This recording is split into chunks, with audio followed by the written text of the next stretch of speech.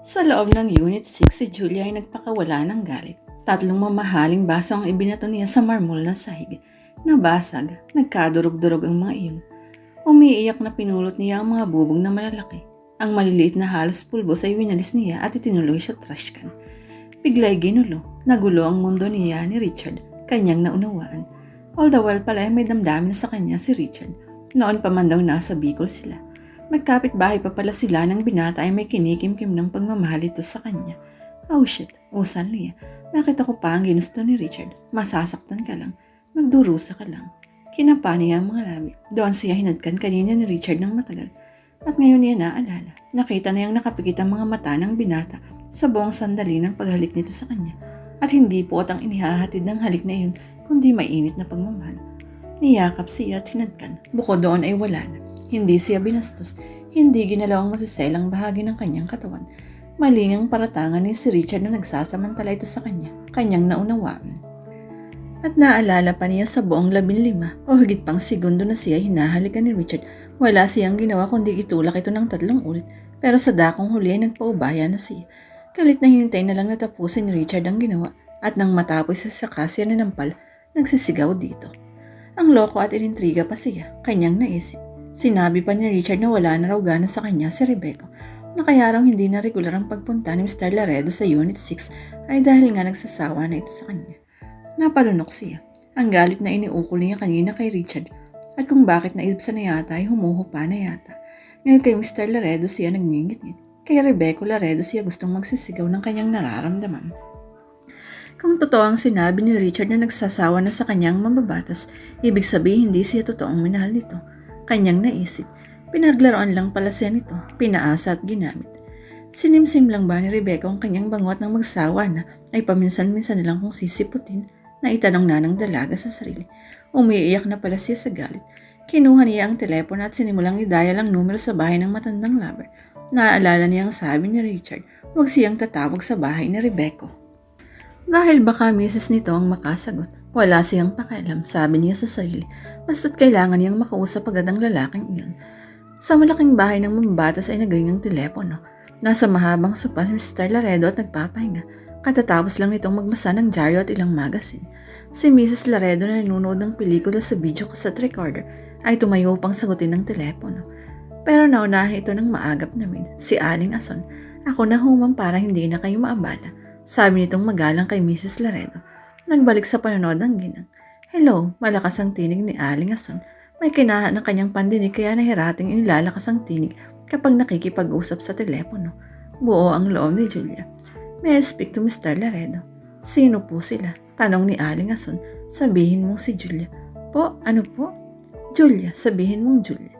Tulya, nagtitinda po kayo ng tulya. Ang mahinang tainga ng may edad na katulong ay takdang magdulot ng gulo. Napabikulikwas mula sa sumpa si Mr. Laredo. Narinig niya una-ulinigan ang huling katagang sinabi ni Aling Ason. Katunugin yun ng Julia. Si Mrs. Laredo na nasa di kalayuan ay napatingin kay Mr. Laredo. Ang ginang na may matalas pakiramdam ay kinabahan. Ako ang sasagot, Aling Ason. Tumayo ito at tinungo kinaroroonan ng telepono. Jasmine, ako na kaya ang sasagot. Nagtangkang iligtas ni Mr. Laredo ang sitwasyon. Matindi ang kaba niyang si Julia ang nasa kabilang linya. Ako na lang, Rebecca. Pinandilatan ni Mrs. Laredo ang asawa. Napanunok na lang sa kinakuupo ng mambabatas at umusan lang dasal na aywan kung pakikinggan ng langit. Please huwag po sana ang si Julia. Hello, si Mrs. Laredo na ang sumasagot. I need to talk to Mr. Laredo, please. Buo pa rin ang loob ni Julia. Sino ka? Halos sininghalan siya ng ginang nakausap. This is Julia. May I talk to Mr. Laredo? No, at kung may modo kang babae ka, itatanong mo muna kung sino itong kausap mo. Pinawisan na ng husto si Mr. Laredo. Humigit kumulang ay alam na niyang si Julia nga ang kausap ng kanyang ginang. Julia, bakit mo sinuway ang bilin ko? Tanong ni Mr. Laredo sa sarili. Malaki itong gulong ginawa mo. Nagpakinahon si Julia. Ang importante ay makakausap niya agad si Mr. Laredo. Nais sa loob niya. Ma'am, are you the wife of Congressman Laredo? Sa mababang tinig ay natanong ang dalaga. You bet this is the wife at hindi ako gagana pati ay. Dito sa aking pamamahay, pakakausap ko. Ang ulol na si Rebecca, nawala na ang puwes ng ginang. Ang galit at selos ay umalipin sa pagkatao nito. Tarantang nilapitan ni Mr. Laredo si Aling Ason na naroon pa at nanonood at nakikinig. Alang Ason, kami na huwang bahala rito ni Jasmine. Akala ko ho talaga ay nagtitinda ng tulya, pero mukhang iba pala ang tindahan ho. Tabingi ang ngiti ng matandang mahina ang tenga. Matapos mapalayo si Aling Aso na inalapitan ni Mr. Laredo ang ginang. Jasmine, huwag kang makipag-away sa telepono. Akin na at ako ang sasagot. Nagtangka ang mambabatas na kunin ng telepono itong hawak ng ginang. Itinulak si Mrs. Laredo. Ang mambabatas ay pabagsak na napaupo sa kalapit na ottoman. Muling nagsalita sa telepono ang ginang. At ito ang tandaan mo, Julia. Hindi ako tangang asawa. Alam ko kung ano at sino ka sa buhay ni Rebecca. At tinitiyak ko sa iyong gagantihan kita, bruha. Galit na ibinagsak ni Julia ang telepono sa lalagyan niya. Jasmine naman, please. Huli ka na, Rebecca. Nagbaba na ng telepono ng bruha. Kahit paano ay nakahinga ng maluwag ang mambabatas. Si Julia ay tahimik na lumuha sa Unit 6. Ngayon niya kasi unti-unting naunawaan ng kanyang buhay hindi na gaya ng dati na payapa sa piling ni Rebecca Laredo. Mas tamang makausap niya sa lalong mapadaling panahon si Rebecca. Naisip niya. Naalala niya ang huling sinabi ng ginang ni Mr. Laredo na siya raw ay tiyak na gagantihan ito dahil sa pakikipag-ugnayan niya kay Rebecca Laredo. Hindi niya may tatanggi sa sarili na siya ay kinabahan din naman sa pagbabantang iyon ng ginang. Pakiramdam niya bigla ang nag-iisa siya. Wala sa tabi niyang lalaking pinagkakatiwalaan at siya ay nakasuong sa pangalim. Wala sa piling niya si Rebecca Laredo at siya ay naisilain ng mabangis na hayop. Sa sandaling iyon ay kung bakit bigla niyang naalala si Richard. Si Richard, mahal siya ni Richard at nansa siyang ipagtanggol ito. Sa pagtataka niya ay wala na siyang makapanggalit sa binata. Si Richard ay kanina pa nakabalik sa malaking bahay ng mga Laredo. Nagpapahinga na siya sa tulog ang tabi ng garahe nang puntahan siya raw ni Mr. Laredo. Ang oras ay alas 11 ng gabi at tiyak niyang tulog na ang ginang ni Mr. Laredo. Ang alam ni Richard ay hindi magandang balitang hatid ng mambabatas. Otherwise, ipinagpabukas na sana nito ang pagkausap sa kanya. Alam mo bang tumawag kasi na si Julia, Richard? Di ba ibinilin ko sa'yo, huwag na huwag siyang tatawag dito. Ayon si Jasmine ang nakasagot at tinarayan si Julia. Binalaan pa. Halatang namumroblema na naman si Mr. Laredo. Sinabihan ko siyang huwag kayong tawagan sa. Ang kaso ay matindi ang pagdaramdam sa inyo. Tiyak ko nang makaalis na ako sa kasi tumawag. Nawala ang antok ng binata. Makinig ka, Richard. Dapat mong bantayan ng husto si Julia. Nagbanta ang misis kong sasabuyan ng asido ang mukha ni Julia. Hindi siguro siya mismong magsasagwa, kundi isa sigurong taong bayaran. Ang plano ko ay talaga ka na lang sa pagbumantay kay Julia hanggat ang banta ay mainit pa. I mean kapag naramdaman kong lumalamig na si Jasmine, saka kita muling kukunin sa serbisyo ko. Naiintindihan mo ba ako, Richard? Sunod-sunod ang tango ni Richard, pero ang inaalala ng labis ay ang bantang pagsasaboy ng asido kay Julia. Dapat niyang mahadlangan ng sino mang gagawa niyon sa kanyang mahal. Kailan hunin niyo ako i-detail kay Julia, sir? Tanong sa kanya niya kay Mr. Laredo. Bukas na bukas din. Siguro ay bibili agad ako ng isa pang kotse para hindi ko ipaalam kay Jasmine.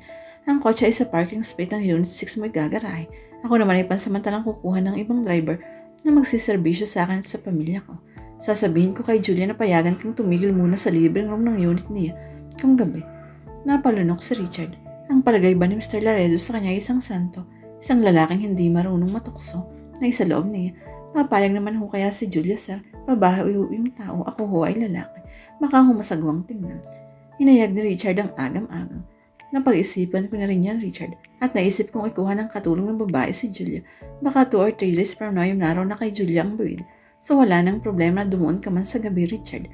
Hindi na masagwa dahil may iba pang babae roon. Pumuntong hininga ang binata. Sa tingin ay napag-isipan na nga ni Mr. Laredo ang lahat ng anggulo. May isa palang bagay na nakaligtaan. Naisip ni Richard ang konsensya niya. Pakakasangkapan siya sa panluluko ni Mrs. Laredo. Magiging kasapakat siya ni Mr. Laredo sa pagtataksil sa ginang. Pero ba ano ang choice niya? Naitanong ni Richard sa sarili. Makikiisa siya kay Mr. Laredo at patuloy na mapaglilingkuran si Julia. O susuway siya sa gusto ng mambabatas at bigla siyang mawawala ng maayos na trabaho. Siyempre pa naisin niyang mapalapit sa babaeng pinakamamahal usal ni Richard sa sarili. Tatanggapin niya ang alok ni Mr. Laredo na manatili sa paglilinggot kay Julia. Kalilimutan muna niya si Mrs. Laredo sampu ng kanyang konsensya. May isa pa palang problema. Naisip din ni Richard, paano kung totohanin na nga ni Julia ang pagsusumbong kay Mr. Laredo tungkol sa kanyang mga atraso sa dalaga? Di ba't sagad na yata ang galit sa kanya ni Julia? Ang paghalik at pagyakap niya rito ay katumbas na raw ng pagsasamantala, sabi pa sa kanya ng dalaga. Baka nga kaya nagpipilit makatawag ng dalaga kay Mr. Laredo ay dahil isusumbong na nga siya, naisip ni Richard. Well, Richard, aasahan ko pagtatanggol mo si Julia. Ang muling pagsasalita ni Ms. Laredo ang pumutol sa paglalayag ng diwa ng binata. Sir, si Julia muna ho ang tanongin niyo kung payag siya. Sa akin ho ay walang problema. Hindi masabi ni Richard ang pag-aaway nila ni Julia. Lalong hindi niya masasabing sa biglang galit niya kay Julia ay nayakap at nahalikan niya ito. Okay, bukas din ay tatawagan ko siya mula sa tanggapan ko. Ako ang bahalang kumausap kay Julia, Richard. Paano ho bukas? Ihahatid ko ba si Julia sa universidad? Tumango si Mr. Laredo. Natural, Richard. Importante ang pag-aaral ni Julia. Ayoko namang nagtataksi siya dahil delikado. Makachampo siya ng taxi driver na reckless, mahirap. Kapag tinanong ka ni Jasmine, sabihin mong pinapapunta kita sa Taguig para bumili ng kanduling tabang. Pero huwag ka nang tumuloy sa Taguig. Bumili ka na lang ng kanduli sa farmer's market. Hindi na makakahalata si Jasmine. Sir, baka ho hindi ako papasukan ni Julia sa Unit 6. Galit na galit ho sa akin yun. Sa sarili lang ito sinabi ni Richard. Hanggang sa makalis si Mr. Laredo sa kanyang lugar-tulugan ay hindi nasabi rito ni Richard ang kapangasang nagawa niya kay Julia.